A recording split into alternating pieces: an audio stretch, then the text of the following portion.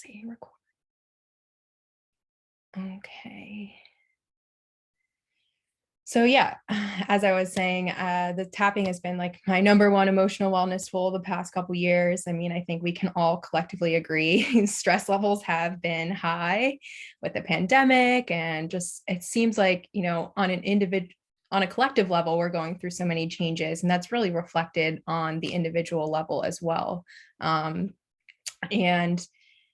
sometimes, meditation is great, and there's a lot of self-care things that we can do that really, preventative strategies that do compound over time and make an impact. But sometimes we need that in the moment emotional first aid to really just help us feel more in control, like feel neutralize that intense emotion that we can feel when we're, you know, when stress levels are really high, or when we're experiencing high anxiety.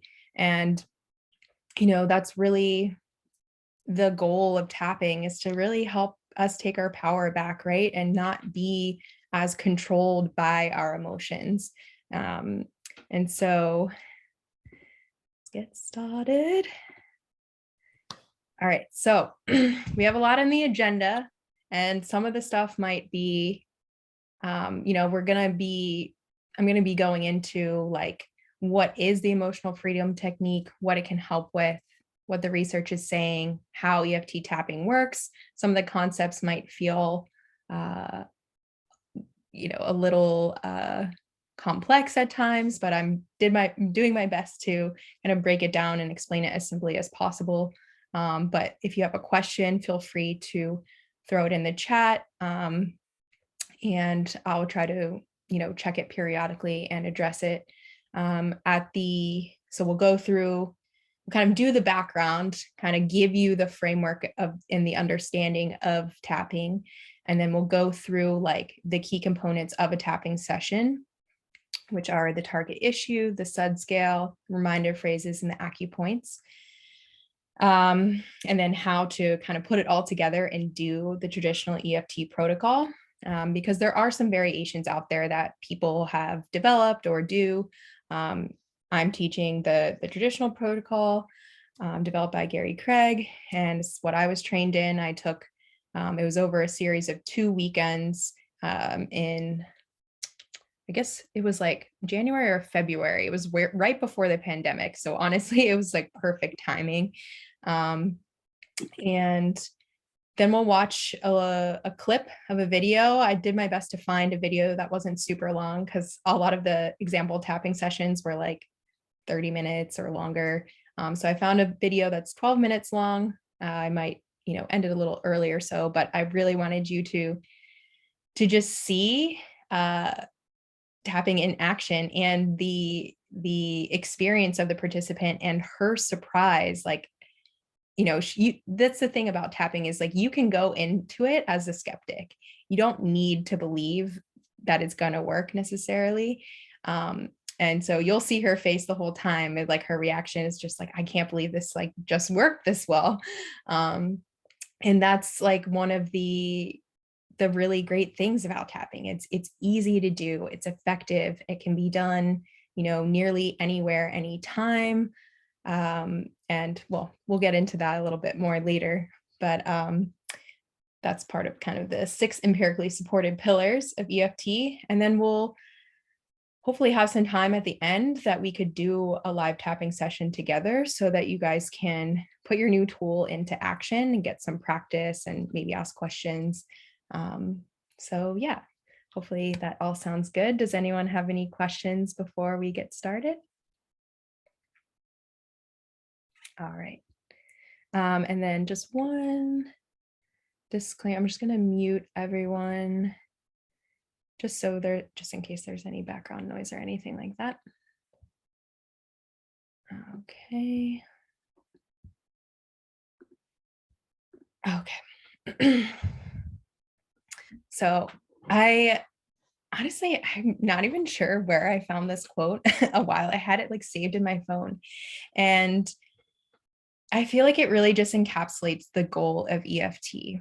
It says, inner peace begins the moment you choose not to allow another person or event to control your emotions. And I think it was Viktor Frankl said, it's in between stimulus and response is our power to choose, right? So EFT is kind of creating that window to distance ourselves maybe from the experience that feels triggering. And when we do that, when we calm the emotional brain, that kind of reactive charge, it really opens up clarity of thought, more rational thought, and enhances our creative capacity then to make different choices. So just imagine what life could be like if you were able to calm your emotional response in any situation, if you were able to liberate yourself from unhelpful habits or limiting thought patterns. And, what if you could finally release what's been holding you back from the person that you truly like to be? Emotion drives behavior. It affects how we act, how we like the choices that we make, what we buy, how we relate to others. And so, in my opinion, our emotional empowerment is the key to our sovereignty as an individual. And emotion and energy are these forces that animate our existence. And so, to be able to feel more empowered in the face of stress or anxiety, overwhelm, resistance, it really allows us to be that conscious creator of our reality. So, what is EFT? EFT was created by Gary Craig, a Stanford engineer in the 1990s. It was based on a modality at the time called thought field therapy, which utilized the traditional Chinese medicine meridian system. And it's really, so he kind of took that and used that as a basis for his modality that he developed, EFT, the emotional freedom technique, which is a mind-body approach to support nervous system regulation, subconscious healing by tapping on a series of acupressure points on the face and body. It can be sometimes called acupuncture without the needles. And essentially, it kind of combines cognitive therapy with exposure therapy and acupressure all together. So you're going to be speaking about what you're experiencing, exposing yourself to that trigger, whether it's face to face, whether it's something in the past that you're then revisiting in the present moment, and essentially reprogramming your response to it. So, as I kind of mentioned before already, it helps to promote mental clarity, conscious decision making. And when we can operate from this place, it really enhances our confidence and self-efficacy. And self-efficacy is essentially our ability to achieve our goals. And EFT is safe, easy to perform, and non-invasive. So maybe if you've been curious about acupuncture, but you feel squeamish about needles or something like that, this is a great alternative. All right. So what can EFT help with? Honestly, it can help with so many things. Like the possibilities are so vast, but I've listed here what is most commonly studied within the research. So clearing triggers, fears, limiting beliefs, stress, anxiety, PTSD. There's been a lot of research done in the area of PTSD with war veterans, depression, performance problems. So that could be like maybe performance at work or public speaking or addressing procrastination or overwhelm, resistance, things like that. Sleep challenges, emotional eating, subconscious blocks or habitual ruts, addiction and smoking cessation, chronic pain, and manifestation as well. Like we can clear out kind of some of the gunk that we're experiencing and then reprogram put in new beliefs, new mental models that we can then operate from. So it can help us to, manifest the things that we want when we remove the resistance, remove the limiting beliefs around that, and really open up our channels of energy to support that manifestation.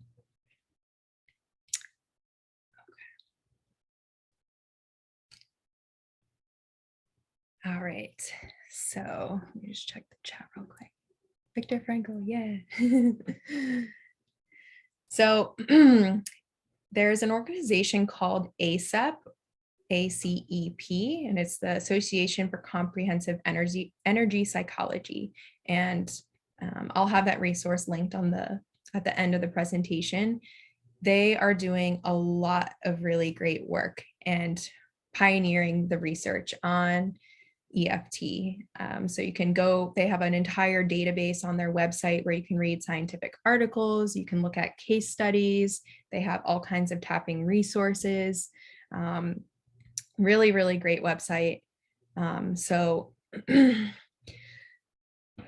some of the data that I've compiled from their site, as well as other sites as well, is 100 plus peer-reviewed studies have been published on EFT to date, 50 randomized controlled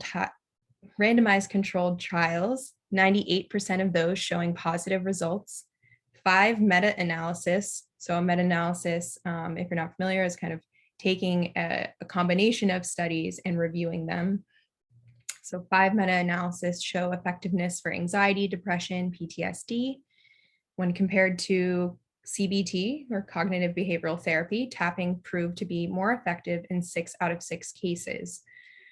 So there's also observable changes in biological markers. So decreased cortisol levels, enhanced immune response, increased cardiovascular functioning, increased blood flow to targeted areas of the brain, optimized brainwave patterns and enhanced cognition, and activation of the vagus nerve, which is essentially the seat of our nervous system.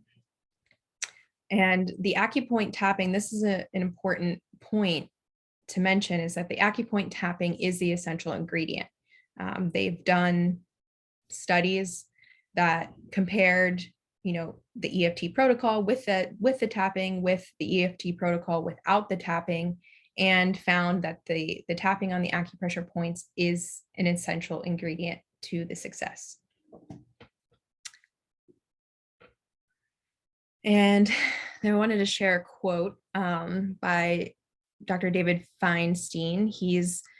He's one of the, I don't know if he created the ACEP website, but he's like very involved in that organization and involved in a lot of the research that they do. And I just thought this was like a really beautiful quote from one of his research articles that said a 10-year research program conducted at Harvard Medical School used fMRI and other imaging equipment to study the effects of stimulating selected acupuncture points in various brain areas. The investigators found that certain acupoints can send signals to the amygdala, which is the fight-flight center of the emotional brain, that reduce threat activation almost instantly. Without even talking, the somatic intervention can quickly turn off hyperarousal, a state of high alert in the limbic system. Because hyperarousal is a neurological substrate of many of the challenges faced by psychotherapy clients, such as sleeping problems, difficulties concentrating, irritability, anger, panic, anxiety, self-destructive behavior, guilt, and shame. The implication of this finding for clinicians is substantial. And obviously this is in reference to a clinician, like someone who does therapy, but it also, just as that can have implications for teaching somebody else, helping someone else, you can also do this for yourself. The context that I am teaching this is not for you to go and try to perform EFT for other people or try to, clear their trauma or anything like that. This is really meant to be a self-help tool because it can, as you kind of dig through certain layers, sometimes you might need the support of a therapist or a licensed EFT practitioner. So yeah, just a little disclaimer there. I would say educate, but don't try to treat others with it without more experience. All right, so how does EFT work? So as we go through life, we go through all these different experiences and they create emotional responses. But certain emotional responses, when not processed in the moment, anything that feels too overwhelming to the nervous system, a surprise, too much to kind of handle in the moment, gets stored as in the physical body, in what is known as trauma.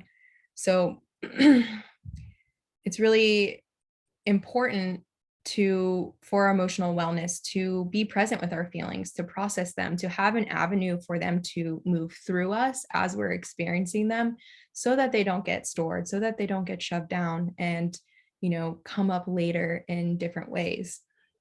So the stimulation of the acupressure points helps to deactivate that hyperarousal in the nervous system while activating a relaxation response in reference to an identified trigger so that it can be processed safely, which helps us to complete the stress cycle and integrate those challenging emotions like fear, shame, jealousy, guilt, anger that may normally get shoved down.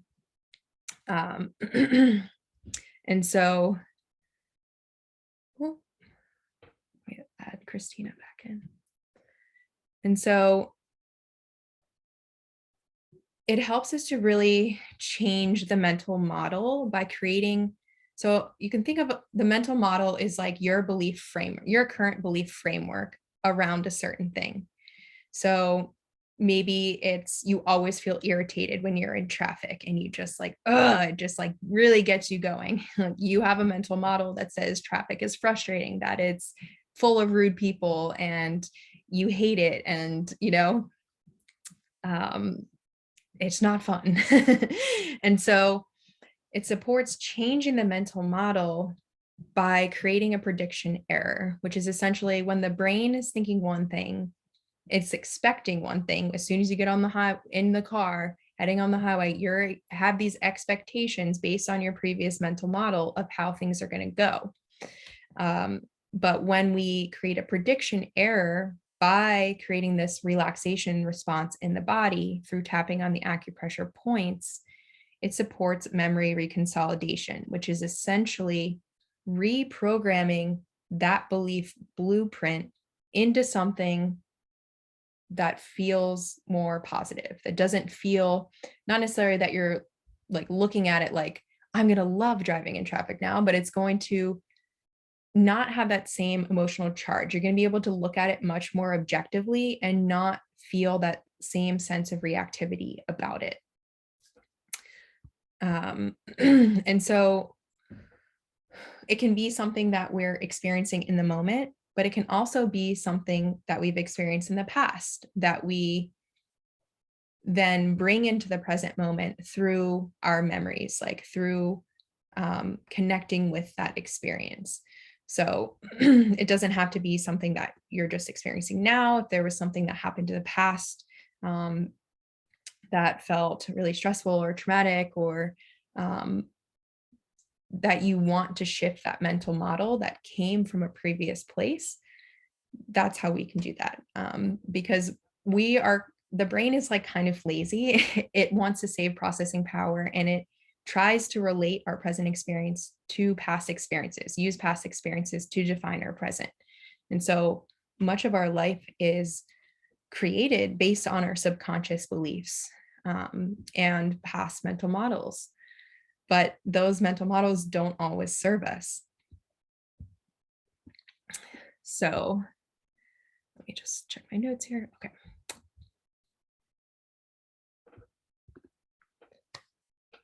All right, so the key components of a tapping session are the target issue, whatever the triggering thought, belief, memory, situation is, the subjective units of distress scale, which is a scale of 0 to 10. And we'll go into that in more, we'll go into all of these in more detail in a second. The setup statement, the reminder phrases, and the acupressure points. So as I mentioned, the target issue is that situation that we're wanting to address and essentially reprogram. I like to think of EFT as like, you know how we can do cognitive reframing and like, say we have a negative thought and then we can try to flip the script to something more positive. I like to think of EFT as emotional reframing. And so the issue at hand should be something that has a strong emotional charge to it.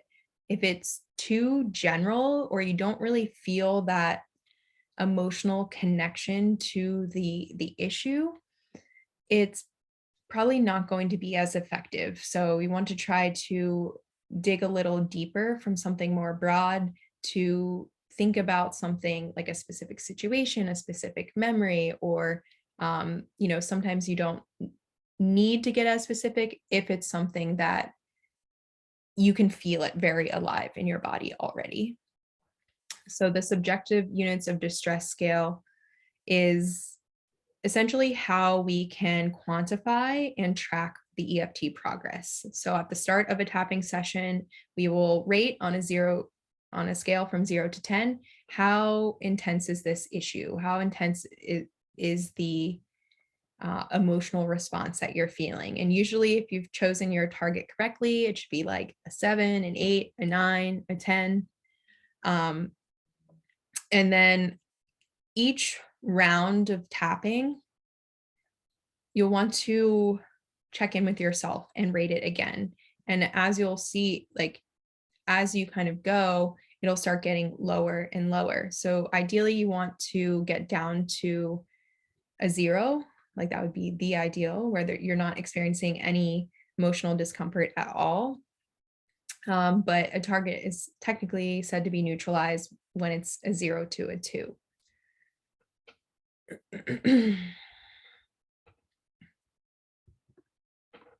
All right. So the reminder phrases are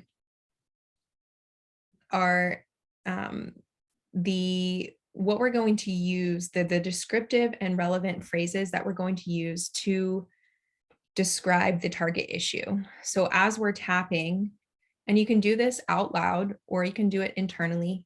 Maybe if you're somewhere that you don't want to be like talking out loud, you can just say it within, but it's going to help keep that target issue activated while you're then creating the somatic relaxation.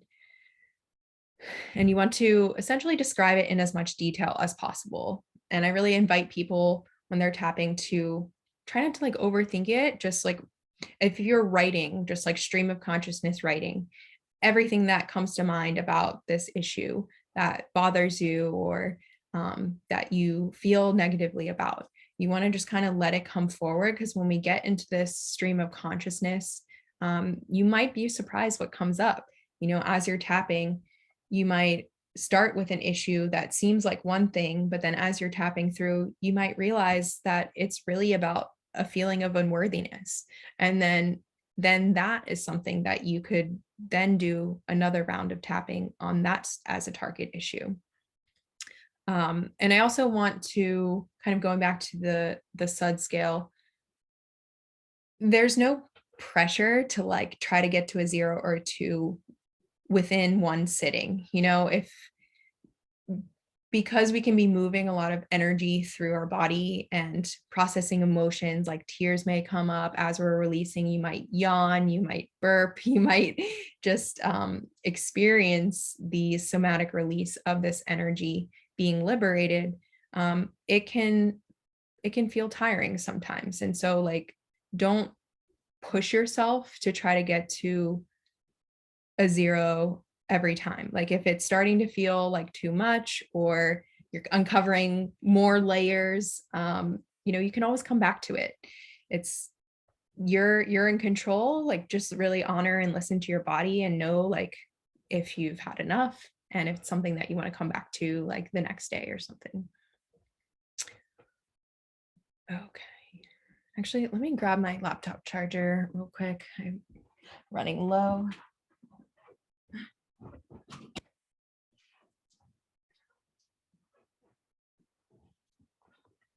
Does anyone have any questions so far? Feel free to throw it in the chat.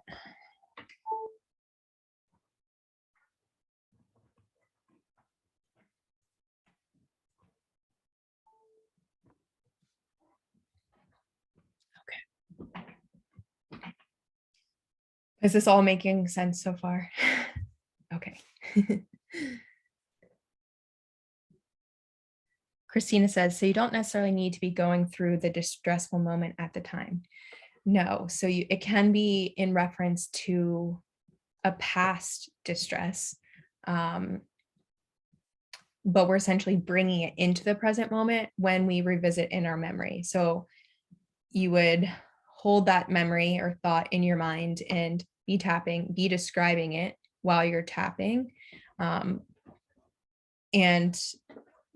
so you can utilize it that way as well. And that's how like a lot of people with like PTSD and trauma, like in more therapeutic situations, can use this tool. And it's actually at our office meet and greet in, was it beginning of December, Helene, one of the psychotherapists at the office, I thought it was really awesome that she made a comment that out of her like 30 years as a psychotherapist and all of her different kind of approaches and modalities that she's learned, that she's found EFT tapping to be the most effective. Because, I think there is definitely a time and place for talk therapy and it can be very helpful, but there's so much that, lives within, so much of our experience lives within the body and the subconscious, and so the body is our connection to the subconscious. And so if we're not really healing it somatically as well as cognitively, a lot of those problems can persist. So I wouldn't say maybe, I would say it's a great tool to use in conjunction with something like cognitive behavioral therapy. All right, so the setup statement, this essentially allows us to, so we can't really change something, right, until we accept how we feel about it. Because if we're just in denial or we don't even acknowledge that it's there, it's not really, we're not really able to address it. So first and foremost, by starting the process, we need to create a kind of an environment of acceptance. So this allows us to create compassionate and mindful state of awareness that also separates ourselves from the problem. It allows us to look at it a little bit, more from a distance and just say like, hey, I acknowledge that I'm feeling this way and I accept that. And there's some different variations that you can do. It could be like, even though I can't change this, I accept that I feel upset about this, or even though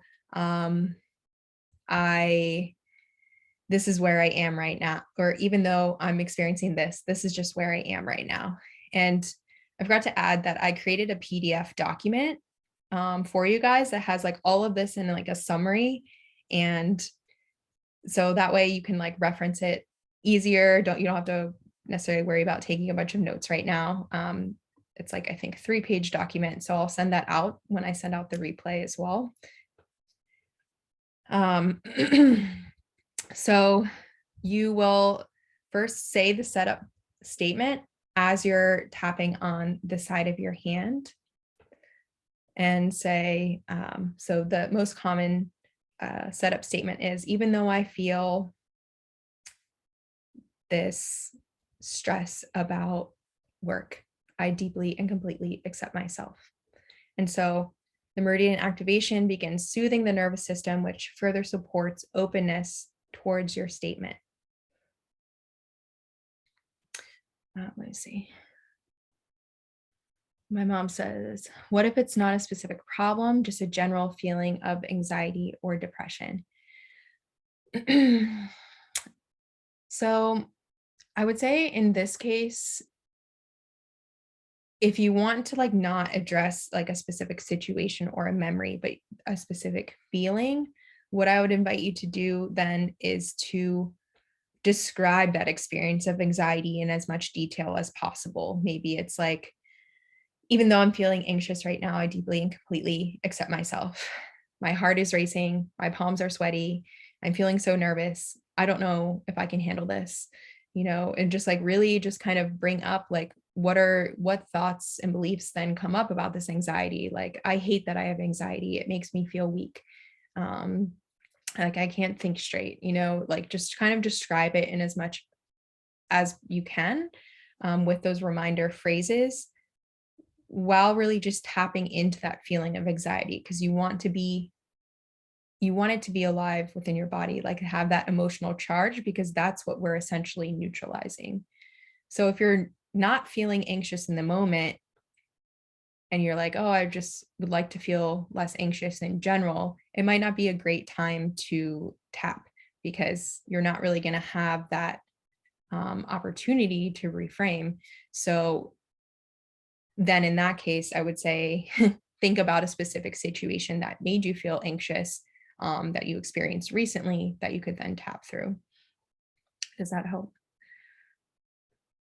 All right, it says, so I'm the kind of person who doesn't let go because I'm afraid if I let go of the problem that I'll be vulnerable to it again. I'm exhausted from falling off of the healthy pedestal.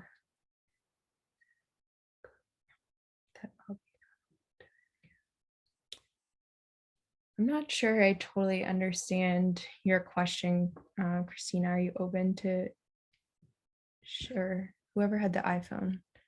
Is that Lauren? Do you want to unmute and ask it again? Or you prefer not to? So my biggest challenge is not letting go of something that, because when I have let it go, it has come back, and and then I've just shot down again. So I think I hold on to this bad memory to protect me. But I think what it does, now that I'm saying this out loud, is it keeps me depressed, so that I don't get better, because if I get better, then I might get depressed again. Mm, I heard. mhm, So I'm wondering how tapping can help that. mm. Yeah, I mean, that's a good question. Um, If it continues to, is it ongoing, that I would just use tapping anytime that this crept back in? yeah, I would say yes. Okay. Anytime that you're feeling it come back in and you're wanting to release it. I mean, this is kind of the magic of tapping, is like, hopefully it Yeah. will it will keep it from popping back in. And sometimes, when there's been something that has maybe held a dominant space in our mind for a while, or kind of been there, like, what am I trying to say? Sometimes we can like get addicted to suffering, or get addicted to, it's like sometimes people, like had a client that, just always needed to be busy, like busy, busy, busy, didn't want to like really deal with things. And it's like we get used to that becomes our norm. So then slowing down and creating that spaciousness to really feel and be with the emotions that she was kind of essentially running away from feels difficult. It feels challenging. Like, in our nervous system, if we're someone who experience a lot of trauma and hardship in our life, like that becomes the norm, what the nervous system is used to. And so something different is going to feel scary. It's going to feel weird. And even though consciously we want a different result, subconsciously we're recreating those past experiences over and over again, because that is what we're used to. That is the mental model that we're running off of still. And then so we're literally comfortable. We've become comfortable with being uncomfortable. yeah. Yeah. And how many times have we said, like, I know what I need to do, but I just can't do it? Like, Shelby, you and I heard that so many times in working with clients with Noom. And I was like, oh, if I could just, obviously I couldn't teach them this in my scope, but like, I feel like, whether it's like hypnosis or another way to access the subconscious, we're going to keep running into these same patterns, these same loops, because we're not getting to the core subconscious programming that is creating those reactions, that is creating, essentially activating the emotional brain and influencing our habits. The emotional brain is always going to override and be stronger than the rational thought. So it's like, you can think, I know I need to do one thing. This is what I want. This is what I should do. But if you're constantly kind of at war with yourself, you're going to not really be getting the results that you desire until you address those deeper pieces within the body and within the subconscious. And so that's one of the beautiful things about EFT, is like, it really helps to change that, to take us out of these stress cycles and trauma loops, and allow us to see that it is safe to think differently. It is safe to let something go, and trust that even if it comes up again, you're going to feel differently about it. It's not going to have that same hold over you, that same emotional, like those claws in you as before. Did that answer your question? Sorry, I feel like I kind of went on a little tangent there. Okay.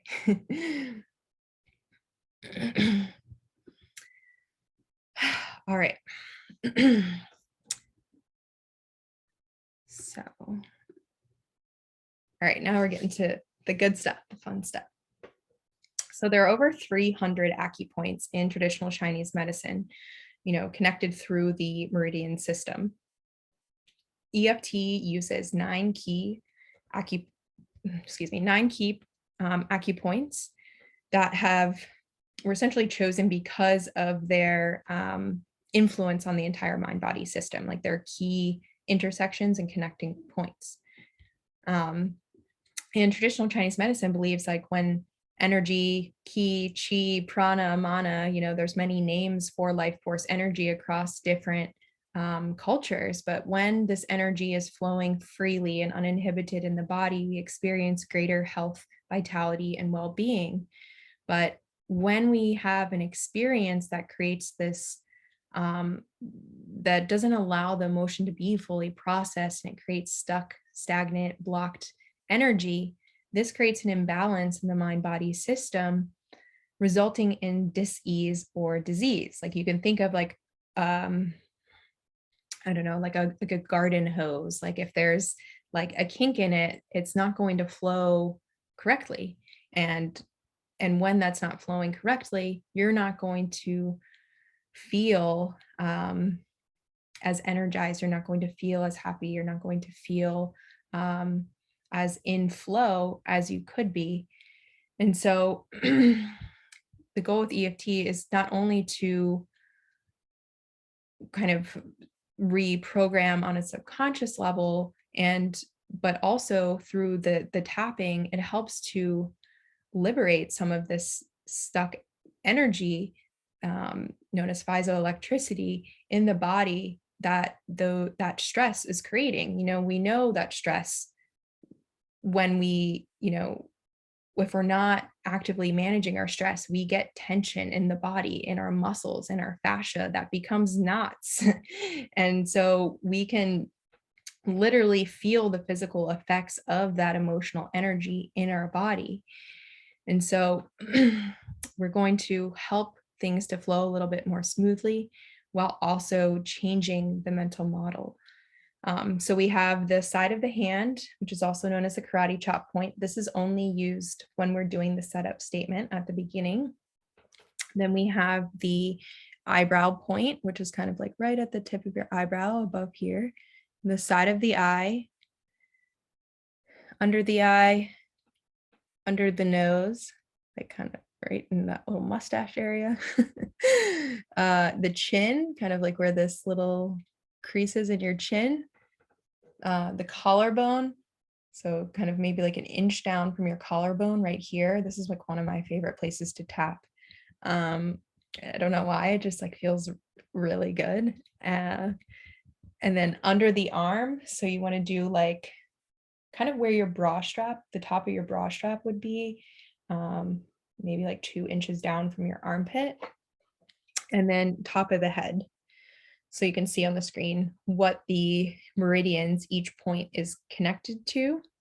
And then there are also secondary points on the wrist, on your ankle, and then each finger actually has a point on the outside of each nail. It's going to be, let's see, it's all on the outside edge except for the ring finger one is like on the inside. So the fingers themselves can be kind of like their whole tapping sequence by themselves. But for sake of simplicity, we're just going to stick to the 9 main acupressure points. All right, so little breakdown of the process. Identify tapping target, whatever the highly emotionally charged trigger, memory, belief, thought. You're going to rate the intensity of the issue on a scale of 1 to 10 or 0 to 10. Create a setup statement with the karate chop point and repeat it 2 or 3 times while tapping the point. So then we're going to go through each of the 8 other points. You want to tap, I don't know, like 7 to 10 times while saying the reminder phrases and focusing on that trigger that you've selected.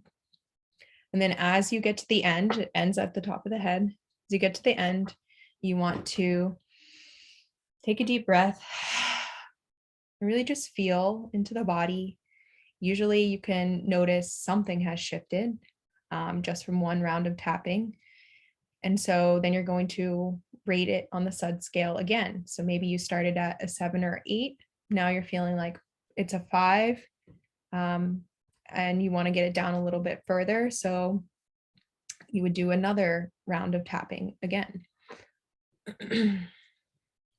All right. So now we're going to watch a little video. Well, let's see if it'll load here. And I will just preface it that this lady is doing a slightly different version of EFT. Like she doesn't include the top of the head point, which I'm not really sure why. But as I mentioned before, some people have kind of taken this and put their own spin on it. There's some disagreement about like, does it need to be in a specific order? Do I need to do all of them?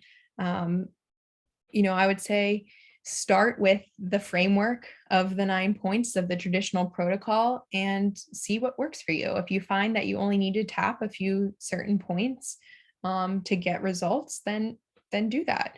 But yeah, this is just what I have learned and what is the traditional protocol. And I want to make sure that that you at least have that to start with.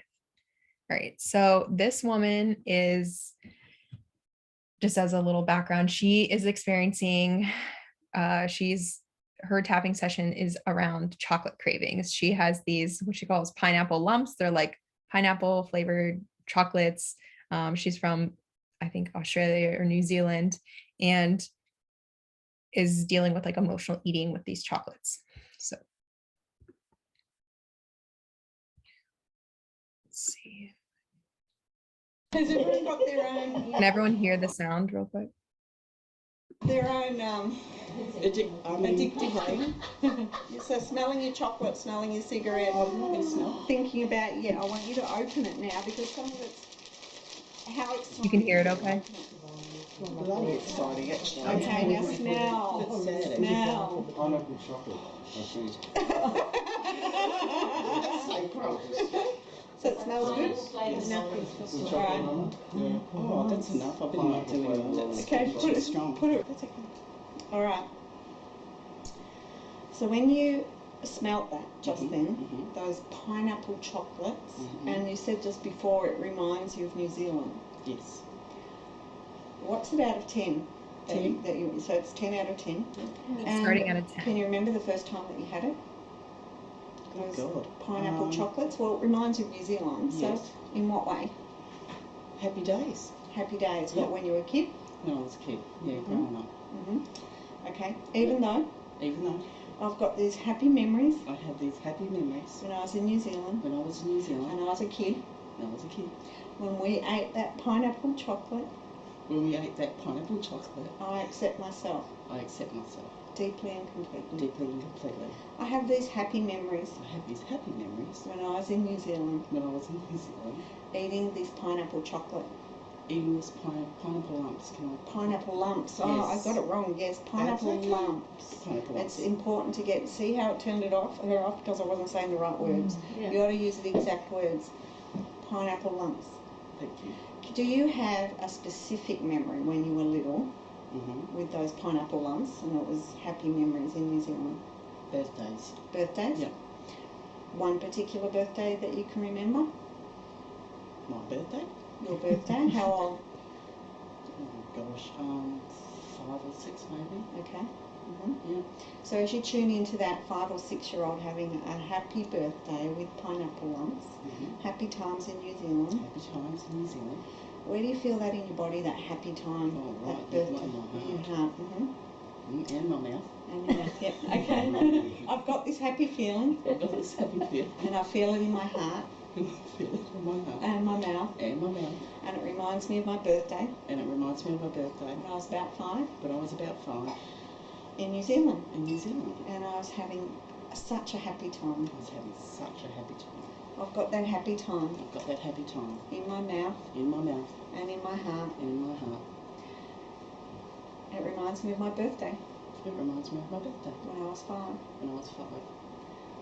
I've got that memory I've got that memory in my mouth in my mouth and in my heart, and in my heart. and I've attached that memory And I've attached that memory into a little piece of chocolate into a little piece of chocolate with pineapple in it. with pineapple in it. I've attached that memory to those pineapple lumps. I've attached that memory to Those pineapple those lumps. pineapple lumps. Sorry. I've attached that memory. I've attached that memory. I've put my whole happy memories and my 5th birthday in those little pieces of chocolate pineapple lumps. It's a long one, Jane. Yeah. I've packaged that in the pineapple lumps. Yeah. That happiness and that memory. And it's attached. And it's attached. I've put it into those things over there in the bag. I've put it over there and those things in the bag. Those little lumps of fat. Those little lumps of fat. But I've attached them But I've attached them to that happy memory to that happy memory when I was 5. when I was 5. To all those birthdays. To all those birthdays. All those celebrations. All those celebrations. When I feel close with my family. When I feel close with my family. And I've attached that to those little pineapple chocolate lumps. And I've attached that to all those pineapple lumps. They're not really in there, They're not really in there. those happy times, Those happy times. those happy memories. Those happy memories. They just remind me of them. They just remind me of them. Okay. But I can remember those happy times whenever I want. But I can remember those times when I was growing up. I can remember them whenever I want. I can remember them whenever I want. I can tune into them right now. I can tune into them right now. I don't actually need those chocolate pineapple lumps to tune into them. I don't actually need those pineapple lumps to tune into. I can remember when I was 5, I can remember when I was 5, surrounded by family, surrounded by family, and it's my birthday, and it's my birthday, and I feel really special. and I feel really special. And it's all to do with family. And it's all to do with family. And I miss my family in New Zealand. I miss my family in New Zealand. And maybe eating those chocolate pineapple lumps And maybe eating those chocolate pineapple lumps helps me feel closer to them. helps me feel closer to them. Because what it's doing is reminding me of them. Because what it's doing, it's reminding me of them. All those happy times. All those happy times. All those family times. All those family times. It reminds me of family in New Zealand. Reminds me of family in New Zealand. It makes me feel closer to them. It makes me feel closer to them. Closer to my family. Closer to my family. It reminds me of New Zealand. It reminds me of New Zealand. But I can actually bring that feeling into me now. But I can actually bring that feeling into me now. That feeling of happiness. That feeling of happiness. Of being in New Zealand. Of being in New Zealand. With family. With family. Celebrating. Celebrating. Feeling special. Feeling special. Those great happy family times. Those great family happy times. I don't really need that piece of pineapple chocolate. I don't really need that piece of pineapple chocolate to bring in that feeling. To bring in that feeling. As a 5-year-old, as a 5-year-old, I linked that chocolate. I linked that chocolate. Those pineapple lumps. Those pineapple lumps. To those feelings of happiness. To those feelings of happiness. And those feelings of joy. And feelings of joy. And the celebration with family. And the celebration with family. So just pick up the packet, have a smell of it.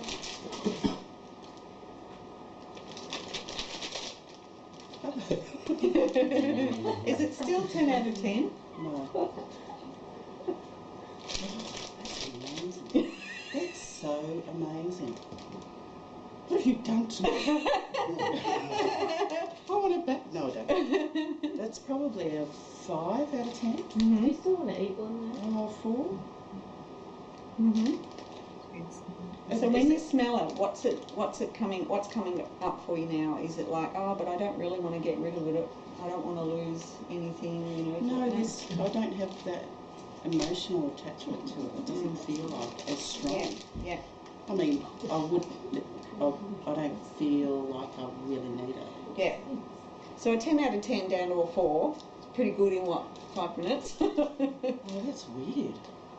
And it's suddenly switched off. The emotional attachment to having to have that closeness and that reminder of New Zealand and family was all in that little lump before, and now it's in you. So I'm a pineapple lump. No, you can bring in. You can bring in that feeling whenever you want. It doesn't have to come in through that. Yeah. Oh, it's just been cheeky. Yeah, it's like, I know, but you don't have to go through that now to get that feeling. Yeah. You had them both collapsed as the same thing. That the only way I can get that feeling is through them. Now you can get that feeling anytime you want. If you want to bring that feeling in, just close your eyes. You're 5. You're in New Zealand, you're having your birthday, you feel really special, and there's family all around you. What's the energy, the colour of the energy of that feeling? It's really happy. Family and closeness and special. Yellow, orange. Yellow and orange, And speckles and red. yes. Isn't that the colour of the... Yeah, it is. So let's just bring that in now. Sorry. The orange. It's going to be far too much fun, this is all. And yellow. And speckles of red. I'm not quite So ready. bring that in, all those colours. Yellow, orange and red. So they're going to Smell go that, through bring that and in, do and send it a to little all bit parts of your more. body and just feel that. I have For the sake of Get it? go ahead a little bit. I can have it in my body. Okay, I so wanna take show a you deep her breath and have a reaction. smell of them again. That feeling whenever I want. I can have in my body that feeling whenever I want. I don't have to go through something like that to get it. I don't have to go through something like that to get it. I have it within me. I have it within me. It's not in there. It's not in there. Okay, so take a deep breath and have a smell of them again. And see what it's gone down to now.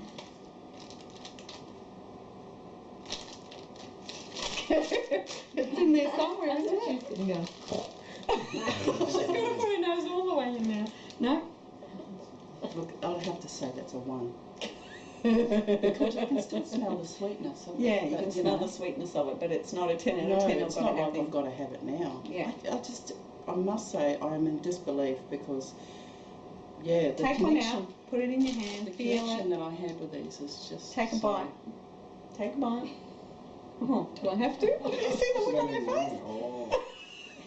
You're not serious, are you? Yeah, take a bite. Because I want you to see if you can bring it up now. Bring up that from We've one. taken a bite from yeah, here. Yeah, take a bite, see if you can. Oh, that's it's just a little lump of fat. No. Take a bite. See if it brings it up from one. Any further. So this is testing it. Yeah, I want you to bite it. See, she's resisting biting it. Is this a trick question? Yeah, bite it. It feels really like I don't want to do it. Yeah. Jan, really? Yeah. So I don't have to bite it? No, but if you want it, yeah, I want you to bite it. I'm forcing you to bite it. She doesn't even want it. Reverse psychology. So does that surprise people? Well, it surprises me.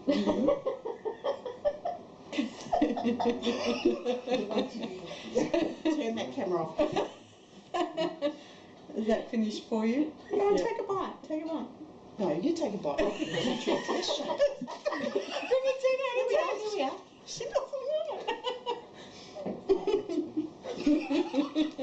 Oh, what? Okay, share it to everyone else. Oh, So you can see from the video, she went from a 10 to a 4 or a 5, realized that this emotional pull towards these pineapple lumps was really related to a memory when she was 5, and she connected the mental model associated with the pineapple lumps was this time that was joyful with friends and family, and she felt special because it was her birthday. And so when we're feeling distressed, right, like we will naturally gravitate subconsciously towards what gives us comfort, what gives us pleasure, what gives us joy.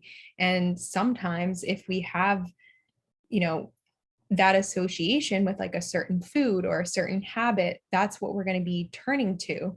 And so once she uncovered this kind of energetic connection between the pineapple lump candy and this memory, this experience, was able to tap through that, release that connection, and just look at it more objectively. By the end, where she got down, I would say, to a 0 because she didn't even want to eat it. It's just really remarkable the shift that can happen within one tapping session. Now, I won't say that every issue or every thing that you tap on will have this like immediate like 180, but more often than not, you will be able to achieve some sort of shift, some sort of tangible or noticeable change to your experience in your relationship to that thing, whatever the thing is. So yeah, really, really cool. All right, so the 6 empirically supported pillars of EFT. So the research shows that once a problematic emotional response has been fully addressed with tapping, it rarely returns. So it works, it's fast, the benefits tend to last, it impacts the body and also the brain by essentially altering those neural networks, the neural connections that we have, that get reinforced through our emotions become stronger, especially when we are repeatedly reinforcing that, say, for, I don't know how old she was, but, many years, was reinforcing that pathway that the pineapple lumps were equated comfort, joy, and love. We're now creating kind of a new neural pathway, a new branch of reference to experience that through. And the tapping element is an essential key to the effectiveness. So of 115 clinical trials of acupoint tapping in the ACEP database, 79 did follow-up investigations. So of those 79 follow-ups between 1 month and 1 year, 77 found that benefits were sustained. So 77 out of the 79 follow-up studies found that the participants were able to sustain the benefits from their tapping. And so this, it says, this was defined as follow-up testing showing statistically significant improvement between pre-treatment assessments and assessments in the follow-up period.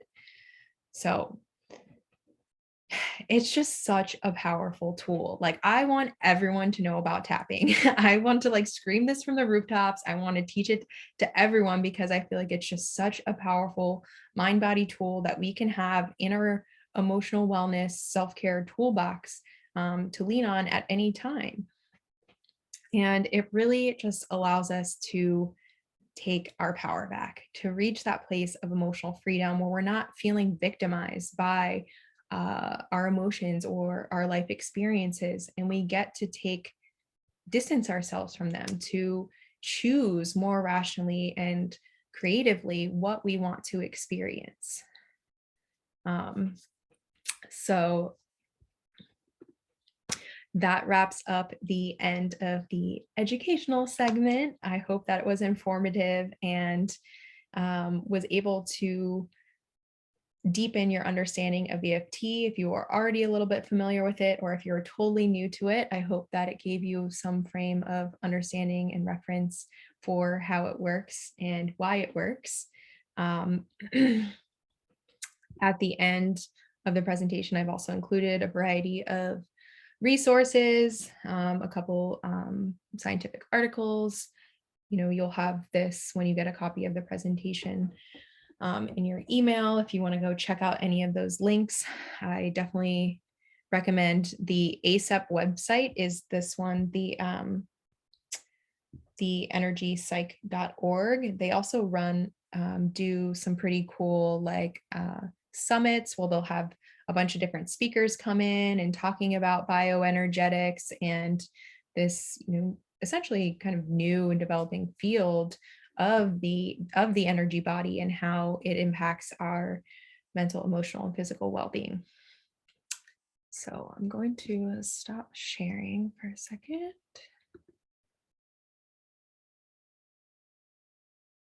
Okay. All right. So I wanted to, let's see, it's 8:13. We have about 15 minutes left. I wanted to open up the space to do some live tapping together so you guys can put your new tool into practice or get practice with it while I'm here and while you can ask some questions. So is there anyone that wants to be a brave volunteer?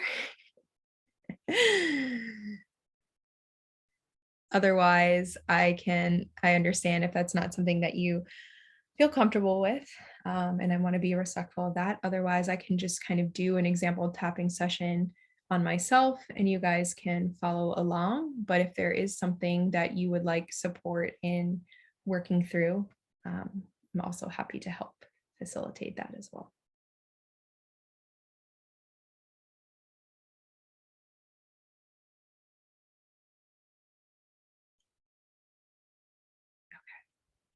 Okay. So raise your hand if you want me to just go through a tapping session on myself as an example. Okay. We can do that. All right. Let me try to do, I have one issue or one thing in mind, but let me see if there's anything else that, let's go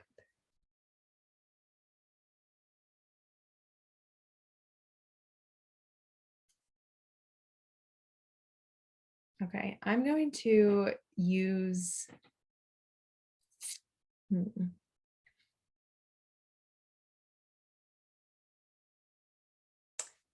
I'm going to use an example. I'm just going to use the example of like public speaking because I was feeling very nervous before this presentation and did some tapping on myself. And so I feel like that's something that I can easily reference, that feeling of nervousness around the speaking. Okay, so I would start off with the setup statement and I would say, you know, feel free to tap along and practice. Even though I'm feeling really nervous about this presentation. I deeply and completely accept myself.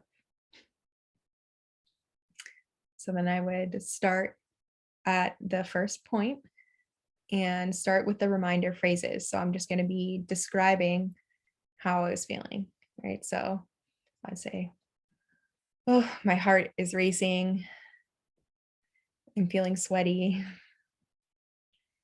I'm feeling just so nervous about this presentation. I worry that I might stutter or make mistakes. And then people will laugh at me and they won't believe that I'm a credible teacher. And it'll be so embarrassing that I'll never want to do a presentation again.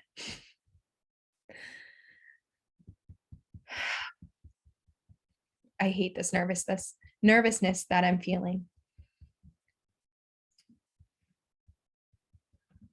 Because in order to be the leader and the teacher that I want to be, I need to be able to speak clearly and confidently.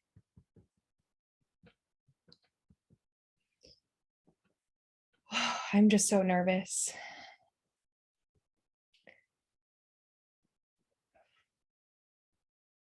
I feel my chest fluttering, my heart racing. I don't want to do this.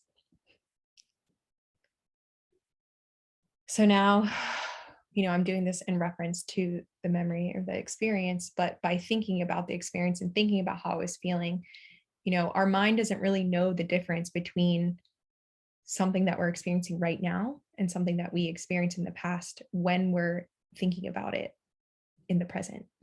So, or like it doesn't know the difference between something that we're imagining and something that we are actually experiencing. And so by making that a real and alive in my body again, I'm able to move through that and address it. So I would say maybe before it was like a 7. I feel like now it's like maybe a 4. And so I'm going to go through again. Say,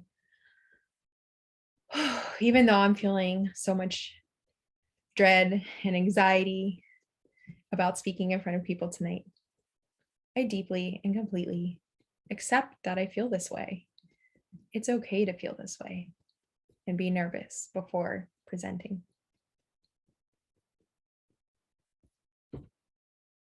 Starting at the top of the eye. Oh, this overwhelm that I'm feeling in my body, the racing thoughts that are coming through, it's making me not even want to show up.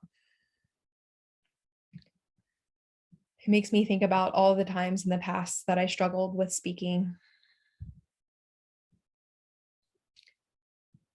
Times that maybe I couldn't say what I really wanted to say, and someone got upset or got angry, and then I felt ashamed, insecure, and guilty for not being able to say what I wanted to say in the moment.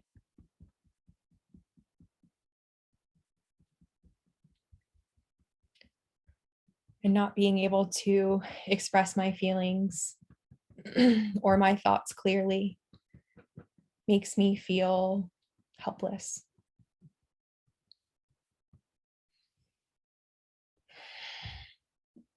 I never want to feel that feeling of helplessness again.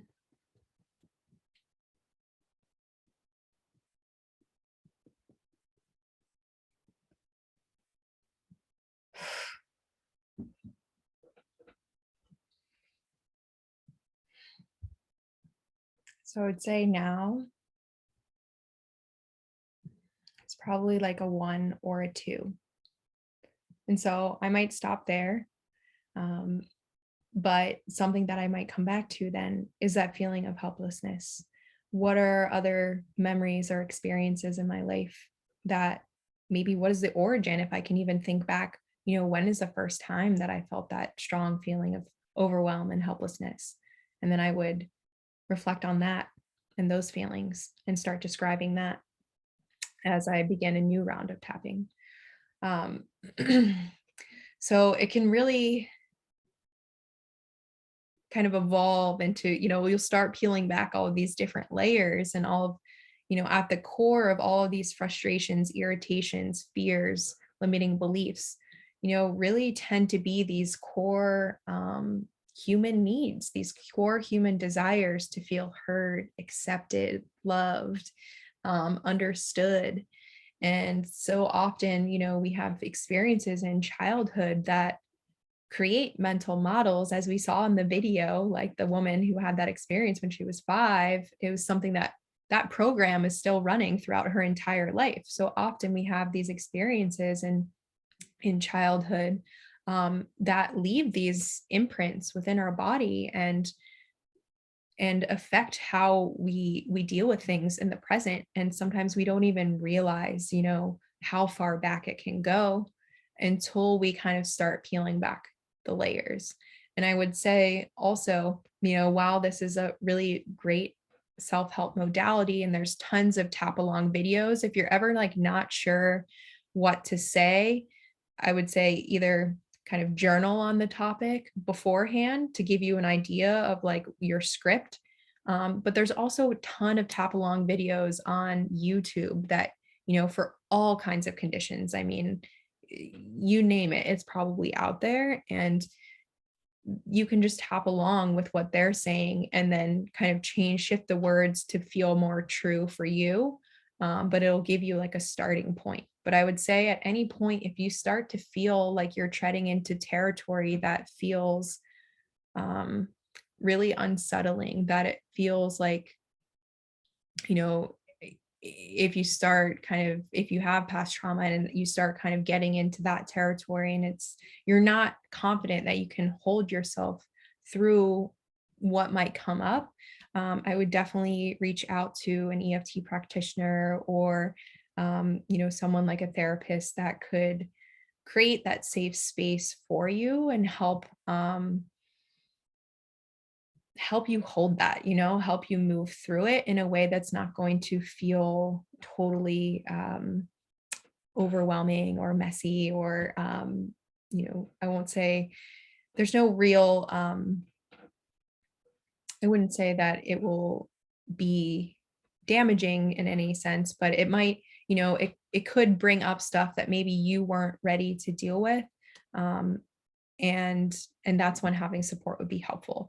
But I would say for the most part, the things that we will tap on, unless you're doing like really, really deep work, for the most part, this is very easy and accessible to do on your own. And you can address a variety of things, whether it's, stress, things that you feel stressed about, anxious about, if you're feeling like resistance around doing something. Like I would hate going to the gym, like absolutely hate it. And through several rounds of tapping, now I can go, like, I don't feel that visceral resistance around going, it just feels objective. Like, okay, this is just like part of my routine now. This is just like what I'm going to do. And so anything that you want to take your power back from and really diffuse that emotional pull would be a good tapping target. So yeah, I hope that this has been helpful and given you some insight into how you can use this mind body tool to support your mental, emotional, and physical wellness. There have been studies done with chronic pain or like certain experiences, that physical symptoms and experiences that you can tap on.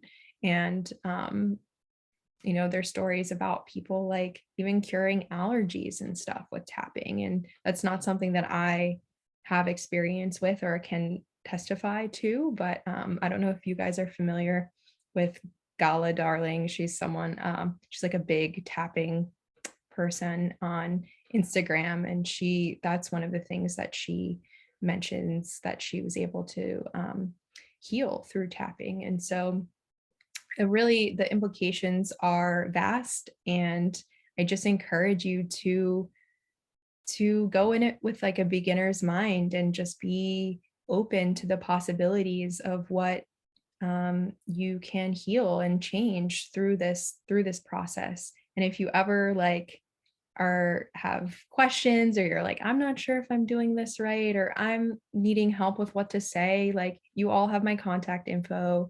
Shoot me a message on Instagram or a text message. Like, I'm happy to help and support you, because at the end of the day, like, that's why I'm here and why I'm teaching this stuff, is because I want other people to be there, to learn that they can be their own healer, and that to really thrive, and feel nourished deeply on a mind, body, spirit level, because from that place, we can really show up as our best selves.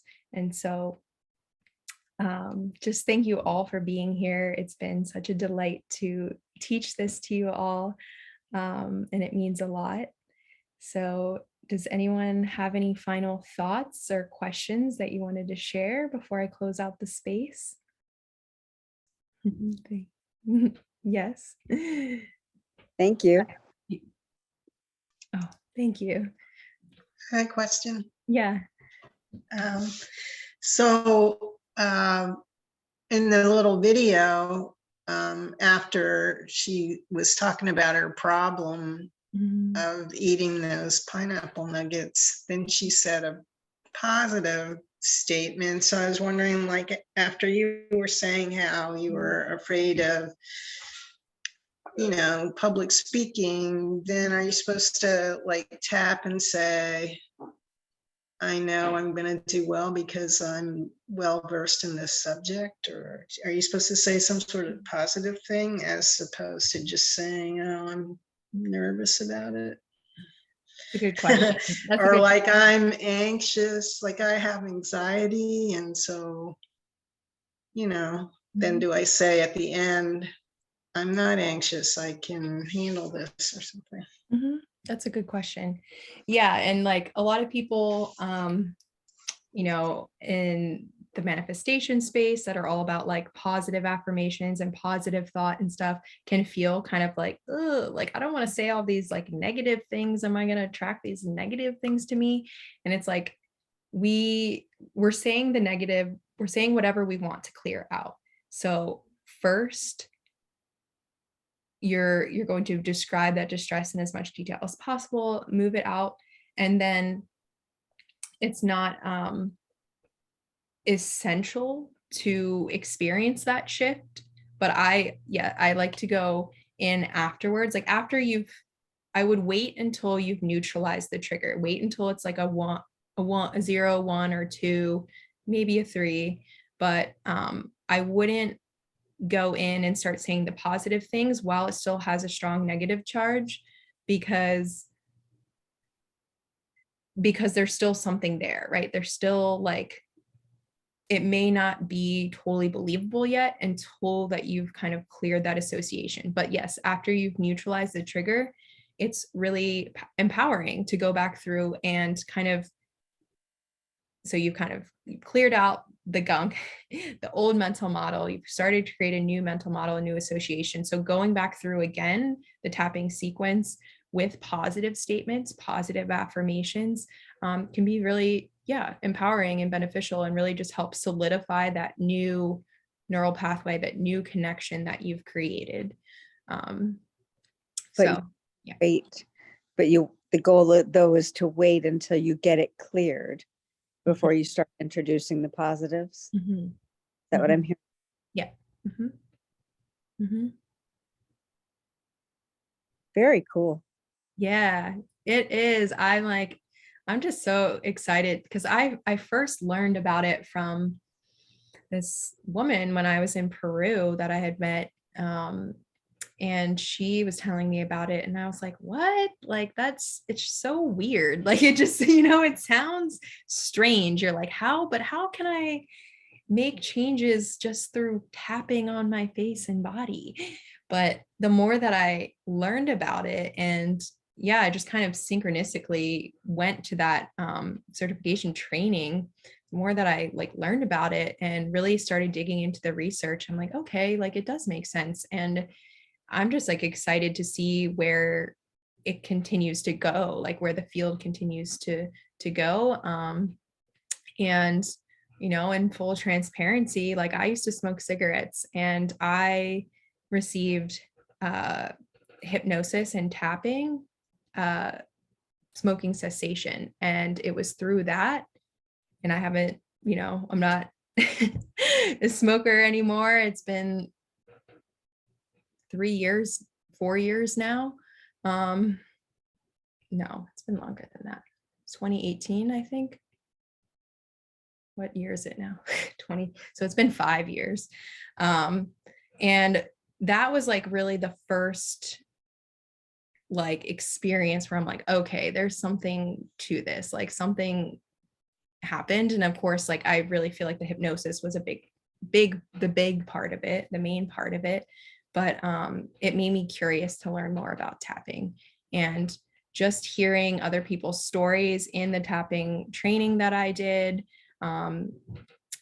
seeing all the different like videos and stuff on YouTube. Like I definitely encourage you to check them out. One of the resources, I think it's EFT Universe or something, they have like a whole library of like, you can look up all kinds of tapping sessions for different conditions or ailments or triggers or whatever. And just watching them, like I watched a lady who was like afraid of heights, like would not even get near this ledge, like was like having a panic attack.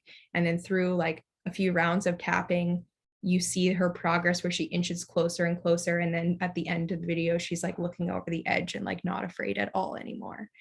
And there was a time when my partner over COVID, you know, was having a panic attack, and we used tapping to bring him down from that back to a place of calm. And like, you know, I was really like, I'm a believer now. And I really just, I get so excited about the different implications, or just like what, yeah, it's so vast, you know, the things that it can help with. So let's see. Christine said, during your example, I went through my own emotions, stayed a 10 after the first time, but after the second, a 7. I could feel a shift, but I'm too exhausted to go through it again. The slight release already feels good enough for now. Would you say push through and force myself to keep going, or is it okay to take a break and come back when ready? Yeah, I would say definitely honor your body and intuition and take a break. Like there's no rush, right? If you're feeling too tired or just having difficulty feeling into that situation, or not sure really what to say and stuff, like, yeah, take a break. You can come back to it in a day, you can come back to it in a week. You know, it's really up to you to go at your own pace, but I would say definitely don't force it. You know, forcing things never feels good. So alrighty, I appreciate you. Thank you. And we're right on time. We're 3 minutes over. Sorry, I stole 3 minutes from you. But I have all your emails, so I will send you a copy of the presentation. Do you guys want the slides and the recording, or just the recording? Slides and the recording? Okay.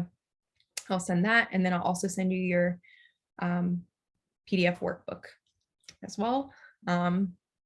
And then I'm surprised I went through that whole time without drinking any water. Yeah, and if you have any questions or anything, you know, you think of something that comes up after, like as you're going to bed tonight or whatever, just shoot me a message on Instagram or email me. Happy to support you. I love you all. Bye.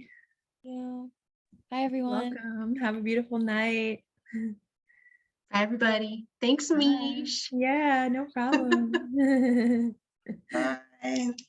Bye. We'll see you later.